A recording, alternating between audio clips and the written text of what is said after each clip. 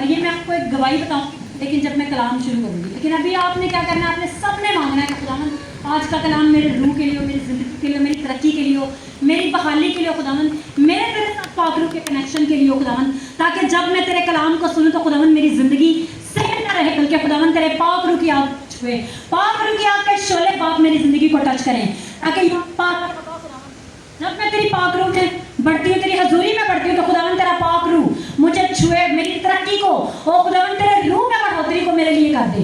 सब मांगना शुरू करें, कोई भी ज़बान खामोश ना रहे, आप सब खुदावन को पुकारना शुरू करें। जो जो आप खुदावन से मांगेंगे, खुदावन उसी के मुताबिक आज आपकी ज़िंदगी में, आपकी भूख और प्यास के मुताबिक आपको वो आपसे बोलेगा। ज़रूरी नहीं है कि जब हम कलाम को रेडी करके आए तो वही कलाम हो। कलाम वही होता है जो खुदावन अपने रूह की मर्जी से अपने लोगों पर उंडेलता है और बंधनों को तोड़ता है, जुओं को तोड़ता है। जो ये क्या सबसे इंपॉर्टेंट सेशन है, जब खुदावन अपने लोगों पर आग को भेजकर, अपनी कुदरत को भेजकर नहीं छुड़ाता है। बेशक हमें इस दुनिया में रहने के लिए, इस दुनिया में चलने के लिए जो तरीकाकार की जरूरत है वो खुदा का कलाम है। और खुदा का कलाम जिसे उसने अपने हर एक नाम से ज्यादा समझ दी है, वो हमें छुड़ाता है, हमें रिहाई देता है। हालेलुया। खुदावन यीशु के नाम में खुदावन एक एक जिंदगी के लिए बाप आज मैं तेरे कलाम को मांगती हूं।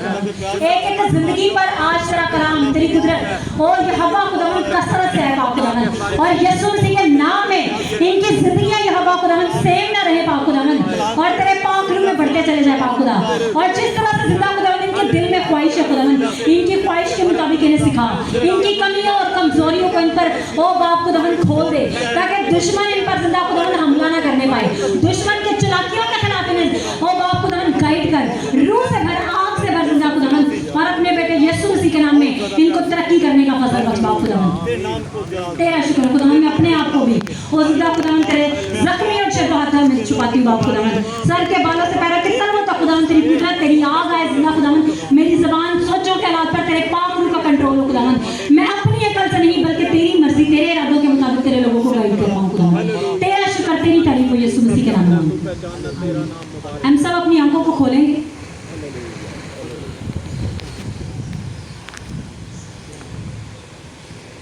जो लास्ट संडे लोग आए थे, आपको याद होगा कि हमने खुदावन के कलाम से क्या सीखा था।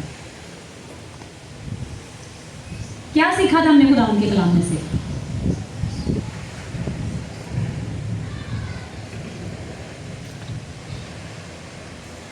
अपने फलों के बारे में सीखा था। हाँ जी, रूह के फलों के बारे में, और कौन कौन सी चीजें हैं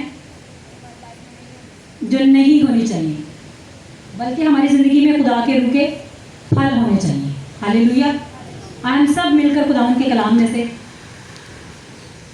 खोलेंगे और फिर हम खुदावन की कुदरत में बढ़ेंगे और खुदावन के पाक रूह की आग को अपनी जिंदगियों में, क्योंकि खुदावन ही हमें सिखाता है और वो ही हमें तैयार करता है। आज हमने सीखना है कि खुदा के रूह में हमने कैसे तरक्की करनी है, खुदा के रूह में हमने कैसे बढ़ना है। अगर हमें रूह मिल गया तो इसका मतलब ये नहीं है कि रूह हमारी ज़िंदगी में आ जाएगा तो हमारी ज़िंदगी में ही रहेगा। अगर हमारी ज़िंदगी का काम नहीं ठीक होंगे तो वो हमें छोड़ के भी जा सकता है। खुदा का रूह जब हमारी ज़िंदगी में आता है तो उससे अपनी ज़िंदगी में ठहराने के लिए हमें कोशिश करना पड़ती है, हमें उससे अपनी ज़िंदगी में लेना पड़ता है। और खुदा का रूह जब हमारी ज़िंदगी में एक बार आ जाता है, फिर हमने मेहनत करके, फिर हमने प्रेयर करके, फास्टिंग करके, खुदा के ज़रिए में बढ़कर ज़्यादा से ज़्यादा खुदा को टाइम देके उस रूह को अपने अंदर ले लेना था, ताकि खुदा का रूह हमारी ज़िंदगी में रहे और हम उसके रूह की हजूरी में बढ़ते चले जाएं। हालेलुया। हमने खुदावन के कलाम में से जो हमारा फर्स्ट संडे था उसमें सीखा था कि ऐसा वक्त आता है कि खुदावन हर फर्द बशर पर अपने रूह में से उंडेलेगा। ठीक है, तुम्हारे बेटे बेटियां नबूवत करेंगे, जवान रोया देखेंगे और बूढ़े ख्वाब देखेंगे। तो हमने उसी दिन देखा कि खुदावन ने अपने उस कलाम को पूरा किया और बहुत से लोगों पर खुदावन का कलाम मुख्तलिफ तरह से खुला। बहुत से लोगों ने खुदावन के रूह में से पिया, उस हजूरी को लिया, और बहुत से लोग उस चीज़ को लेकर ख्वाबों में खुदावन को देख रहे थे, फरिश्ते उनके साथ इंटरैक्ट कर रहे थे, और बहुत से लोगों ने बड़ी बड़ी चीज़ों को अपनी लाइफ में होते देखा। हालेलुया। खुदावन के कलाम में से हम निकालेंगे पहला थिस्सलुनीकियों और उसका 5वां बाब और उसकी 5वीं आयत, 5वां बाब और उसकी 19वीं आयत में लिखा है, रूह को ना बुझाओ। खुदावन के कलाम में लिखा है रूह को ना बुझाओ। अगर जो ये वर्ष बहुत छोटी सी है, 3 वर्ड्स हैं, रूह को ना बुझाओ, 4 वर्ड, ठीक है, लेकिन इसका इम्पैक्ट हमारी बहुत ज़्यादा है। अगर हम खुदावन के रूह के मौफिक नहीं चलेंगे तो खुदावन का रूह क्या होगा, बुझ जाएगा। खुदा का रूह एक कलाम में एक और जगह लिखा है, खुदावन के रूह को रंजीदा ना करो।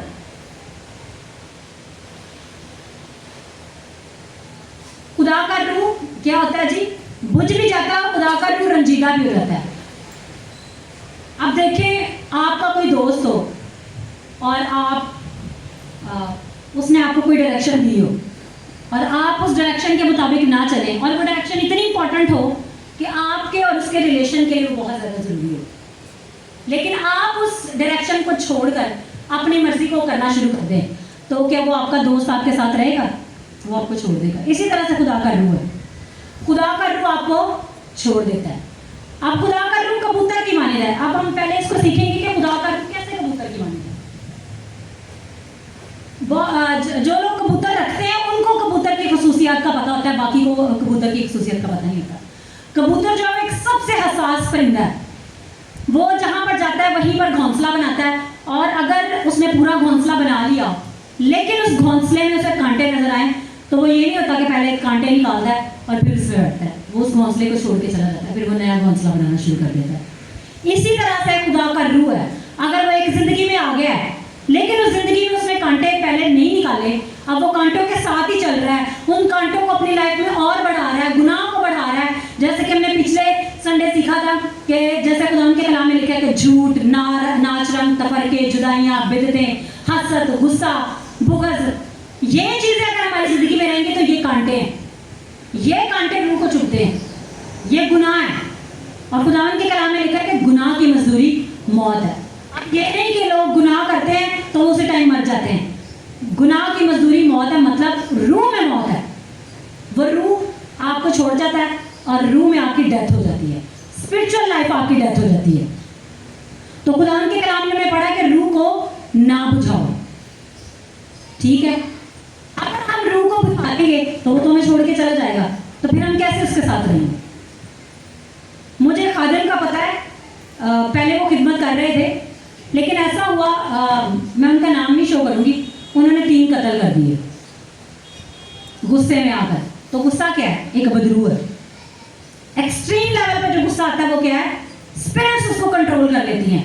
और ये आप अगर देखें कि लोग जो लड़ाइयाँ झगड़े करते हैं वो गुस्से में आके कत्ल वारत करना शुरू कर देते हैं, तो उनको बदरुएं कंट्रोल कर लेती हैं। तो क्या है कि जब हम भी इन चीज़ों को करते जाते हैं, हम नहीं छोड़ते इन कामों को, तो बदरुएं कंट्रोल कर लेती हैं। खुदावंद के कलाम में लिखा है वाइस की किताब में कि जो दीवार में रखना करता है सांप उसी को डसता है। अब दीवार क्या है, इसको भी मैं आपको एग्जाम्पल से बताऊंगी। मेरी एक बाजी थी, वो मुझे स्पिरिचुअली गाइड करती होती थी, और मैंने उन्हें खुद नहीं कहा था कि वो मुझे गाइड करें। ऐसा हुआ कि मेरे कज़न ने उन्होंने मेरे बारे में उनको बताया, तो वो प्रेयर कर रही थी, वो मुझसे मिली भी नहीं थी, लेकिन मुझसे मिलने से पहले ही उनको मेरी शक्ल भी पता थी और उनको मेरे बारे में भी पता था। अब वो कैसे पता था? खुदा के रूह ने बताया था, और खुदा के रूह ने डायरेक्शन दी थी कि वो मुझे गाइड करें। तो वो ही मुझे सिखाती हैं कि खुदा का रूह जो है वो मुख्तलिफ तरह से आपकी लाइफ को कंट्रोल करता है, इवन कि आपके डिसीजन मेकिंग। उन्होंने मुझे बड़ा डीपली सिखाया कि अगर आपने कोई कपड़े लेने हो ना, तो आप खुदा के रूह से कहेंगे खुदा रूह मेरी हेल्प कर कि मैं कौन से कपड़े लूँ, मैं कौन सा कलर लूँ, आज मैं क्या कलर पहन के तेरी खिदमत में के लिए जाऊँ। तो खुदा का रूह उसके लिए भी गाइड करता है। उन्होंने मुझे ये सिखाया कि हमारा खुदा के रूह के साथ इतना कनेक्शन होना चाहिए जैसा हमारी अपनी रूह के साथ। हम अपनी रूह को अपने साथ तो नहीं अलग कर सकते, इसीलिए हमारा खुदा के रूह के साथ जो कनेक्शन है वो ऐसा होना चाहिए जैसा हमारा अपनी रूह के साथ कनेक्शन है। तो वो मुझे सिखा रही थी, कहते कि शैतान कैसे लाइफ के अंदर एंटर होता है। कहते देखें जो एक ग्रुप है वो हाथ पकड़ के प्रेयर कर रहा होता है, वो प्रेयर कर रहा है, प्रेयर कर रहे हैं, वो जोर से आग आ रही है और खुदावंद का रूह गाइड कर रहा है। शैतान क्या बंदर की माने साइडों पे कूद रहा है कि कहीं से मुझे रास्ता मिले और मैं एंटर हो जाऊँ। कहते कुछ लोगों के बीच में से अब एक ग्रुप है, उस ग्रुप में एक बंदा भी अगर गुनाह करता है ना, तो वो पूरा ग्रुप वहाँ पे इफेक्ट होता है, ठीक है। तो क्या हुआ जी, वो ग्रुप प्रेयर हो रही है, जैसे ही एक जगह से हाथ छूटा, वो हाथ पकड़ के जैसे चेन में प्रेयर कर रहे थे, वो प्रेयर कर रहे थे, जैसे ही हाथ छूटा वो जी बंदर अंदर आया, फिर जो उसने उनका हाल किया, किसी को थप्पड़ों से, किसी को नाखून से, किसी के कपड़े फाड़ दिए, बुरा हाल किया, ठीक है। तो दुश्मन भी हमारी लाइफ में ऐसे ही काम करता है। और ये दुश्मन ही था, वो जो देख रहा था, वो कोशिश करता रहता है कि इनकी लाइफ में मुझे कोई रखना मिले, इनकी लाइफ में मुझे कोई गुनाह मिले, वहां से मैं एंटर हूँ और फिर मैं इनका वो हाल करूँ ये भूल जाए, उस आग को भी भूल जाए, वो पहले दिन के मसा को भी भूल जाए, वो खुदा के साथ जो इनका कनेक्शन है उसे भी भूल जाए, और इनको याद ही ना रहे कि खुदा कौन है, मैं कौन हूँ और मेरा खुदा के साथ कनेक्शन क्या है। तो इसीलिए खुदा उनके रूह कलाम में लिखा है कि रूह को ना बुझाओ। हमें रूह को बुझाना नहीं होता, हमें रूह के मुताबिक चलना होता है। खुदा के कलाम में पिछली बार जो हमारी जो मेन वर्स थी वो ये था कि अगर तुम रूह के मुताबिक चलोगे तो जिस्म की ख्वाहिशों को पूरा नहीं करोगे। जिस्म की ख्वाहिशें यही है जो भी हमने बोली है, नाच रंग, गुस्सा, तफरके, जुदाइयाँ, हसद, बिद्दतें, झगड़ा, हरामकारी, ज़नाकारी, बदकारी, ये सारे क्या हैं, जिस्म के काम हैं। और जिस्म के काम तब जब हम छोड़ देते हैं, जब हम रूह में आ जाते हैं तो वो हम पर गलबा नहीं पाते, लेकिन जब हम रूह में नहीं होते तो ये काम हम पे गलबा पाते हैं। अब बहुत से लोगों को देखेंगे वो खुदा के साथ जो नहीं चल रहे, तो उनकी लाइफ में ये काम आम होंगे। आप उनको समझाएंगे, वो आपकी नहीं सुनेंगे। जब तक खुदा का रूह आपके अंदर से होकर ना बोले, जब तक खुदा के रूह की आग आपके अंदर से उसकी लाइफ में ना एंटर करे। और ये लाइफ कब एंटर करती है, ये आग दूसरे की लाइफ में, जब आपके अंदर वो आग भरी हो। अगर मेरी लाइफ के अंदर वो आग नहीं भरी तो मैं दूसरों को कुछ भी बताऊंगी, वो कहेंगे खाली बातें। मेरी उस बात के अंदर आग होनी चाहिए। अगर मैं चाहती हूँ कि मेरे वसीला से कोई बच जाए, जिसे मैं गाइड करूँ, जिसे मैं बचाने के लिए खुदा मुझे कह रहा है मैं कोशिश करूँ, तो पहले मेरी लाइफ में आग होनी चाहिए। अगर मेरी लाइफ में आग नहीं है तो मैं तीर फेंकूंगी, वो तीर हवा में गिर जाएंगे। लेकिन अगर मेरे अंदर आग है तो जिस तरह से दाऊद ने जाति जूलियत को एक ही बार में गिराया था और वो तीर बिल्कुल निशाने पे लगा था, बिल्कुल यहाँ पर, और वो जूलियत एक ही बार में गिर गया था और वो उसके मुकाबला में खड़ा नहीं रह पाया, और उसने तलवार ली और उसी तलवार से, उसकी अपनी तलवार से उसका सर उसके तन से जुदा कर लिया। तो हमें हमारा भी कंडीशन, हमारा खुदा के साथ जो रिलेशन है वो ऐसा ही है। अगर हम खुदा के रूह की आग से भरे होंगे तो जब हम प्रेयर कर रहे होंगे वो टारगेट प्रेयर होगी, जिसके लिए हम प्रेयर करेंगे वो वहीं जाके हिट करेगी, वो उसकी जिंदगी में जहां पर गुनाह है वहीं पे जाकर हिट करेगी। और बात लोग कहते हैं ये सारा कलाम मेरे लिए था, पता नहीं मुझे ऐसे ही, मुझे ही बार बार कोई कहे जा रहा है। तो ये खुदा के रूह को पता होता है कहाँ पर जाके मैंने हिट करना है, कहाँ पर जाकर मैंने चोट करनी है। और इसके लिए क्या है कि हमारे अंदर पहले वो आग होनी चाहिए। अगर हमारे अंदर वो आग नहीं है तो वो आग अगले बंदे की भी लाइफ में नहीं लग सकती। अगर हम दाऊद नबी को देखें तो कलाम में लिखा है कि 66 लड़ाइयां उसने लड़ी, जंगे, और एक भी नहीं हारा था। और वो क्या करता था, वो खुदा के रूह की डायरेक्शन के मुताबिक चलता था। तो हमें अपनी लाइफ किसके मुताबिक गुजारनी है, खुदा के रूह की डायरेक्शंस के मुताबिक। हमने पिछले संडे यही सीखा है कि हमें रूह की डायरेक्शंस में मूव करना है। अगर रूह की डायरेक्शंस हमारी लाइफ में ही नहीं होंगी तो शैतान हम पर कब्जा कर लेगा। लेकिन हमने क्या करना है, हमने जब उसका शिकस्त देनी है तो अपने अंदर रूह की आग को भरना है। और रूह की आग हमारे अंदर कैसे भरेगी, जब हम प्रेयर करेंगे, जब हम फास्टिंग करेंगे, जब हम खुदा की हज़ूरी में घंटों घंटे स्पेंड करेंगे, जब हम खुदा के रूह के साथ जुड़े रहेंगे और उसकी आग हमारी जिंदगी में बढ़ती चली जाएगी। अब मैं आपको अपना एक लाइफ एक्सपीरियंस बताती हूँ। वो भाई बैठे हैं, उनकी बेटी, उनकी लाइफ में सेम वैसा एक्सपीरियंस हुआ जैसा मेरी लाइफ में था। बहुत सालों पहले जब मुझे पाक रूह का बपतिस्मा हुआ था तो मैं घर आके जब मैं प्रेयर, उसके बाद मैं घर में प्रेयर करती थी। रात को मैंने 10 बजे प्रेयर करना शुरू करनी, सुबह 5 बज जाने, 4 बज जाने, और मैंने टाइम देखना इतना टाइम, और मुझे ऐसे लगना भी तो 5 मिनट हुए। तो जब हम रूह में प्रेयर कर रहे होते हैं तो कोई बाउंड्री नहीं होती, कोई डायरेक्शन हमें गाइड नहीं कर सकती, खुदा के रूट वगैरह, कोई चीज़ हम पर हावी नहीं हो सकती। तो उस बच्ची का उन्हें दवाई लेनी थी, लेकिन वो भी आई नहीं। तो ऐसे था कि मैंने समझा कि समीना ने उस दिन उन पे हाथ रख दिया, और समीना भाई भी थे, सब प्रेयर कर रहे थे, किसी ने भी उस पर प्रेयर नहीं की। जब वो घर गई है, उसने घर जाके प्रेयर करना शुरू की है, और घर जाके जब उसने प्रेयर करना शुरू किया तो खुदावंद की रूह की आग से वो घर गई है और गैर ज़ुबानों में प्रेयर करना शुरू कर दी। अब हमने तो नहीं किसी को जाके सिखाया, क्या है, जब खुदा के रूह की जगह पे आप आ जाते हैं, खुदा के रूह की डायरेक्शन में, उस जगह पर जहाँ पर खुदा की हज़ूरी है, आप वहाँ पर जुड़ जाते हैं तो खुदा की हज़ूरी आपकी लाइफ में भी एंटर करना शुरू कर देती है। तो वो बच्ची के घर वाले कह रहे हैं वो रात को 12 बजे प्रेयर करना शुरू कर देती है, सुबह 6 बज जाते हैं, और घर वाले भी डर जाते हैं, इसको पता नहीं क्या हो गया है, गैर ज़बान में प्रेयर लगी रहती है। तो क्या है, खुदा का रूह जब सिखाता है तो हमें खुद नहीं समझ आती कि हमने क्या करना है। तो हमें क्या अब अपनी जिंदगी से अपने कंट्रोल को छोड़ना है। हमारा कंट्रोल क्या था? गलत काम करना, झूठ बोलना, धोखा देना, ये चोरी, फ्रॉड, ये सारे जो काम अभी मैंने मेंशन किए हैं, इन कामों से हमें क्या करना है? किनारा करना है, इनको निकाल देना है। जब ये काम हमारी जिंदगी में से निकल जाएंगे तो खुदा के रूह की बैठ हमारी जिंदगियों पर होना शुरू हो जाएगी। अब अगला क्वेश्चन है कि ये खुदा के रूह की बैठ क्या है? खुदा के रूह की बैठ का मतलब है कि खुदा का रूह हर वक्त आपके साथ रहेगा।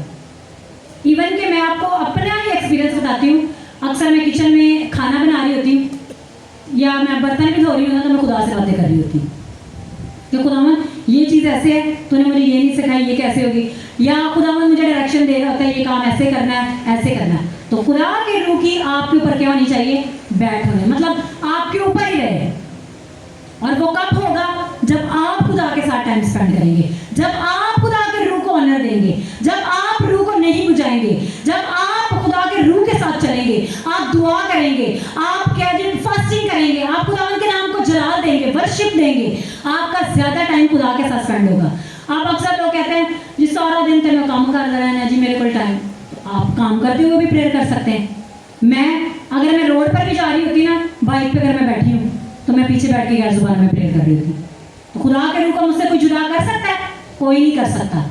आप अपने आप को खुद खुदा के रूह से जुदा करते हैं, वरना दुनिया की कोई ताकत खुदा के रूह को आपसे जुदा नहीं कर सकती। जितना आप खुदा के नजदीक जाएंगे उतना ही खुदा आपके नजदीक आएगा। इसलिए अगर खुदा का रूह हम पर आ गया है तो हमें क्या करना है? उस रूह को बुझाना नहीं है, उसमें तरक्की करनी है, उस रूह की आग में बढ़ना है, उस रूह की आग के शोलों को अपने ऊपर लेना है।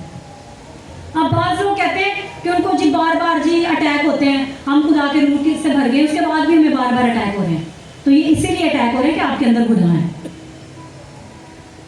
इससे पहले कि खुदा का रूह आपको छोड़े, आप इन कामों को छोड़ दें जो खुदा आपको कह रहा है कि आप छोड़ दें। तो हमें अब क्या करना है? खुदा के रूह में बढ़ना है, खुदा की हजूरी में बढ़ते चले जाए। खुदा के कलाम में लिखा है कि रूह से मामूर होते जाओ। तो रूह की मामूरी तो ऐसे यहाँ पर ऐसे तो नहीं आ सकती। हमने जिस संडे वाले दिन गैर ज़बान में प्रेयर कर ली। अब ये जो सिस्टर है, इनके घर में बच्चे हैं और बाजी एक और है इनके साथ, सारे फैमिली वाले मिलके प्रेयर कर रहे होते हैं, गैर ज़बानों में प्रेयर कर रहे थे, घंटा घंटा 1.5 घंटा। जैसे इनको सिखाया गया ये वैसे ही काम कर रहे हैं, ठीक है? तो आपको भी जैसे सिखाया जाता है खुदा के रूह की हिदायत में, गाइडेंस में, आपने वैसे ही चलना है। जब आप वैसे ही चलेंगे तो खुदा का रूह आपकी ज़िंदगी में बढ़ता चला जाएगा, खुदावंद की कुदरत आपकी ज़िंदगी में बढ़ती चली जाएगी। फिर अगर आपको एक विजन आ रहा था तो खुदावंद आपकी ज़िंदगी में विजन की लाइन लगा देगा। और खुदावंद आपसे ख्वाबों में भी बात करेगा, खुदावंद आपको रोया में भी मिलेगा, और खुदावंद यीशु के साथ भी आपका इनकाउंटर होगा, खुदा की हजूरी भी आपको छुएगी। आप चलते चलते लोगों को बताना शुरू कर देंगे कि आपकी लाइफ में ये प्रॉब्लम है, खुदा कह रहा है इसको अपनी लाइफ से निकाल, मैं तेरी जिंदगी में ये काम करना चाहता हूँ। तो ये कब होगा? जब हम खुदा के रूह के साथ जुड़े रहेंगे। तो मेरा जो पर्सनल एक्सपीरियंस है वो इसी तरह से है कि मैं जब खुदा का रूह मेरी ज़िंदगी में आ गया तो मैंने जब ऐसा कलाम सीखा तो मैंने कहा नहीं, ये चीज़ जो खुदा ने अपनी कुदरत मेरी ज़िंदगी में भर दी है ना, ये नहीं अब जानी चाहिए। दुनिया खत्म हो जाए, सब कुछ चला जाए, ये मेरी लाइफ से नहीं जाना चाहिए। अगर हम इस कनेक्शन में रहेंगे तो ये कनेक्शन आपको नहीं छोड़ेगा, लेकिन अगर आप इसे छोड़ेंगे तो वो भी आपको छोड़ देगा।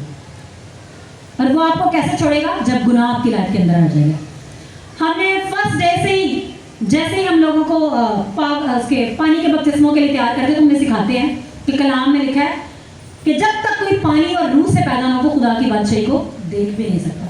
तो हम ये जो तैयारी कर रहे हैं, हम तैयारी कर रहे हैं कि हम हवा में उड़कर यीशु का इस्तकबाल करें, हम खुदा की बादशाहत में दाखिल हो पाए, हम खुदा के साथ उसके तख्त के सामने उसकी वर्शिप करें, उसकी हजूरी में बढ़ते जाएं, उसकी राज में दिन और रात जहां पर फरिश्ते पुकारते रहते हैं कदूस कदूस कदूस रब्बुल अफाज, हम भी वहां पर ऐसे ही खुदावन की प्रस्तुत करें, हम भी वहां पर ऐसे ही खुदावन के नाम को जलाल दें। लेकिन खुदा के कलाम में लिखा है कि अगर किसी ने पानी का बपतिस्मा ले लिया लेकिन वो रूह से पैदा नहीं हुआ तो भी वो खुदा की बादशाही में दाखिल नहीं हो सकता।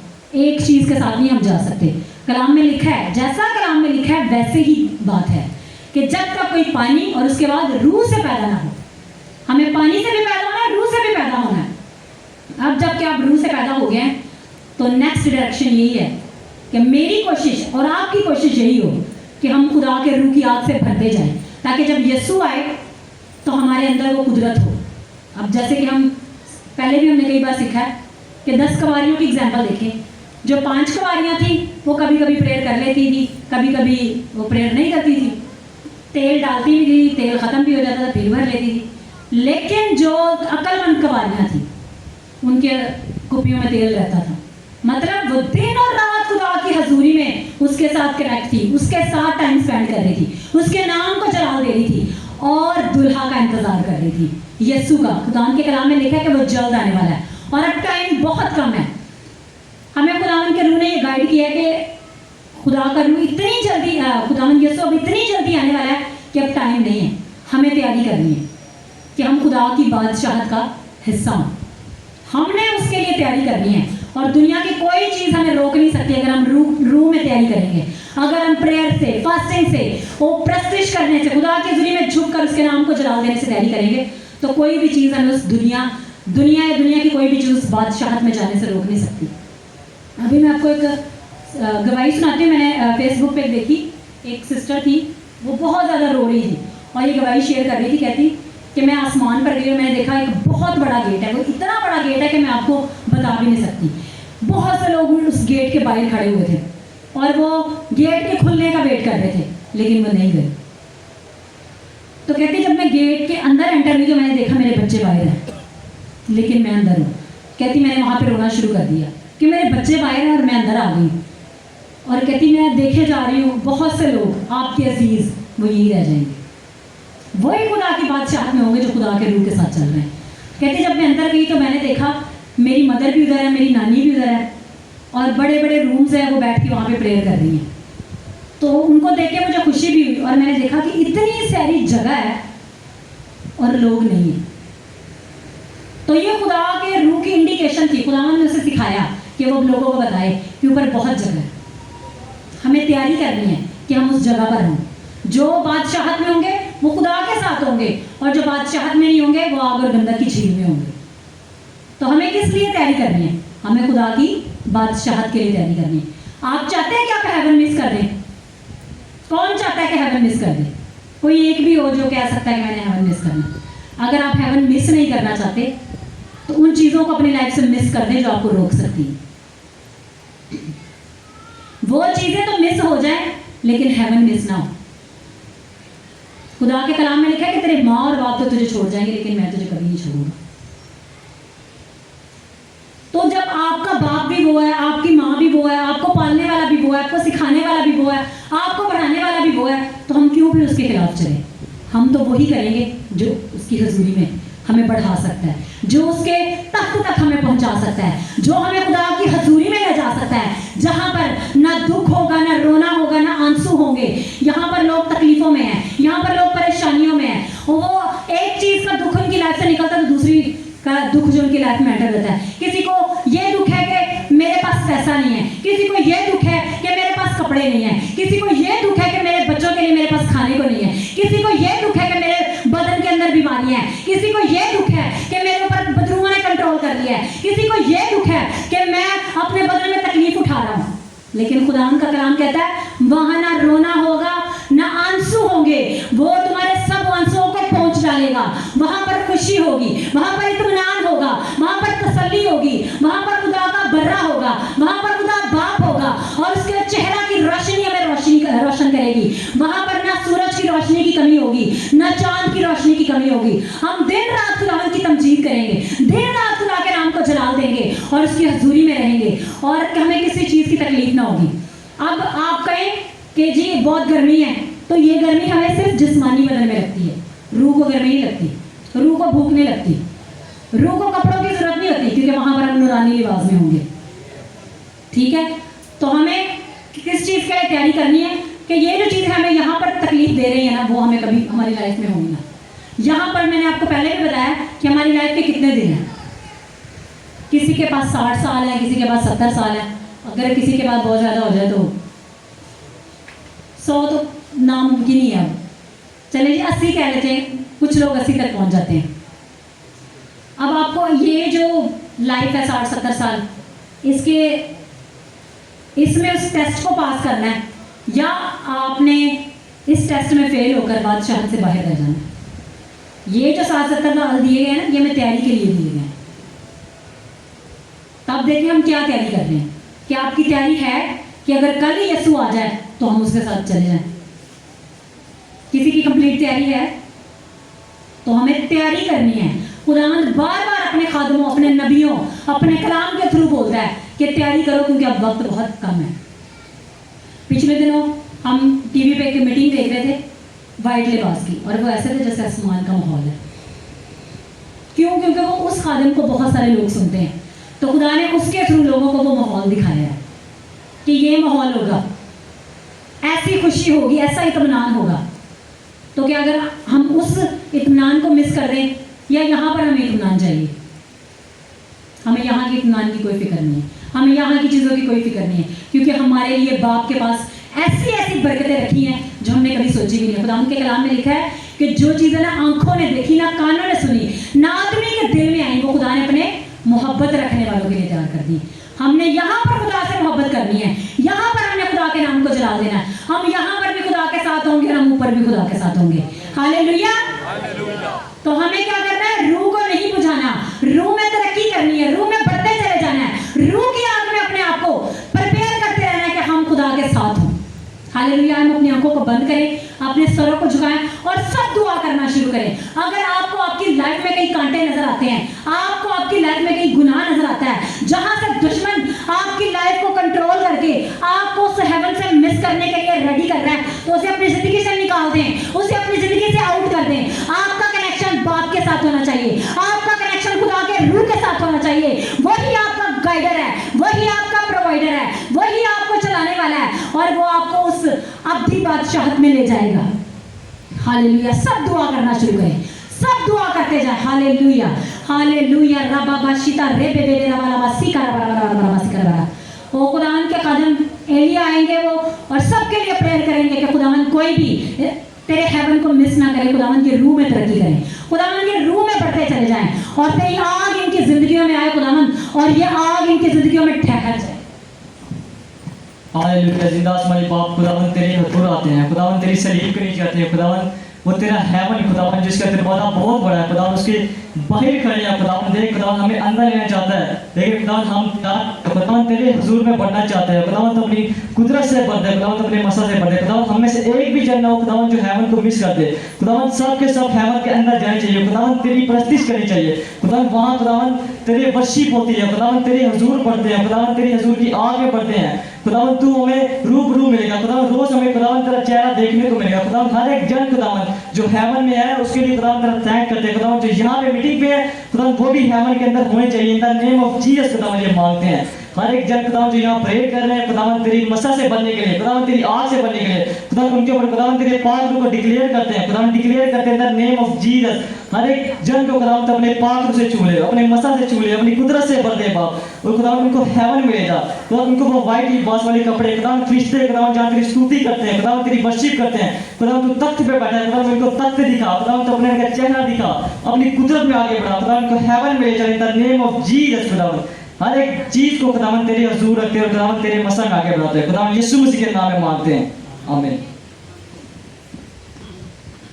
अब हम एक जिस सेशन में एंटर होने के लिए उसके लिए सब खड़े हो जाएं, और जिन्होंने पानी का बपतिस्मा लिया है वो यहाँ पर लाइनें अपनी सीधी कर लें, और जिन्होंने